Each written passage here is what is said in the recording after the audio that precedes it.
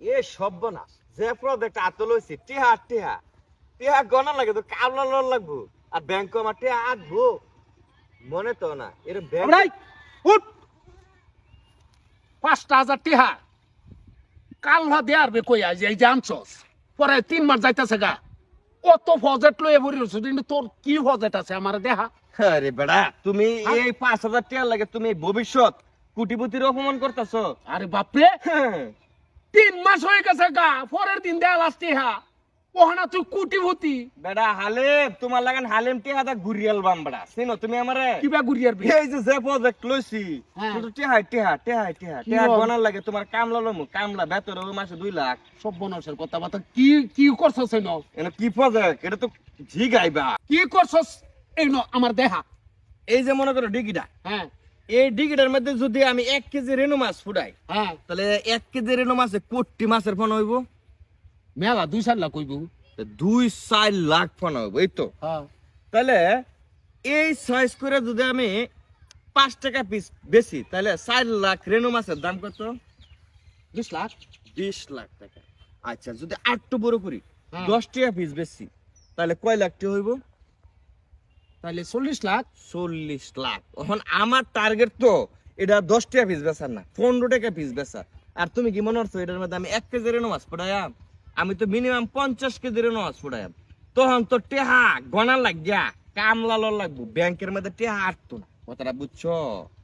ভবিষ্যৎ বড় লোক ভবিষ্যৎ বড় লোক না হ্যাঁ। কথা সত্য না কথা সত্য ঘটনা এনো 1 কেজি রেনু হালালে যদি আমার 1 টিয়া 4 টিয়া 2 টিয়া পিস বেচলে 5-6 লাখ টাকা হয়ে যায় 10 কেজি ফালালে তো টিয়ার খেত না হ্যাঁ তাহলে এই লোক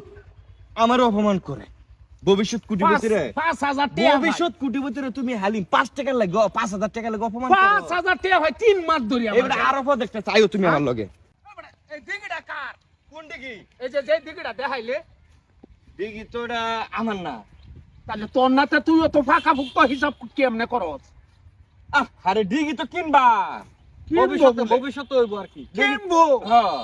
কি দেখাই আরে চালু দিকে কেনার টিয়া তো ম্যানেজ করেছি হ্যাঁ দিকে কেনার টিয়া তো অলরেডি ম্যানেজ হয়ে গেছে হ্যাঁ হ্যাঁ এই যে প্রজেক্ট দেই তো আমি দিকে কিনবা কি বিয়া আরে বেড়া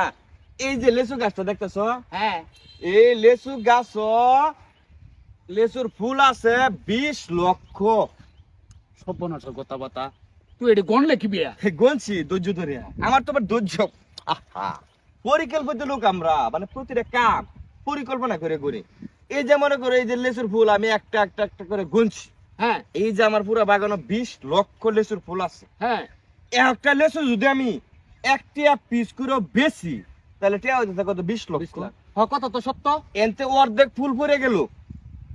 অর্ধেক লেসু নষ্ট হয়ে গেল তারপরে তো ভাই 5 লক্ষ লেসু থাকতো না আমার থাকবো তাহলে 5 লক্ষ লেসু একটা পিস বেচলে 5 লাখ টাকা না হ্যাঁ তাহলে ডিগি কিনতে আবার কয়টা লাগবো কয়দিন লাগবো ঘটনা তো সত্য এই ডিগি কিনে তো আমি মাছ চাষ করবা হ্যাঁ চিন্তা কর ঘটনাটা বেটা।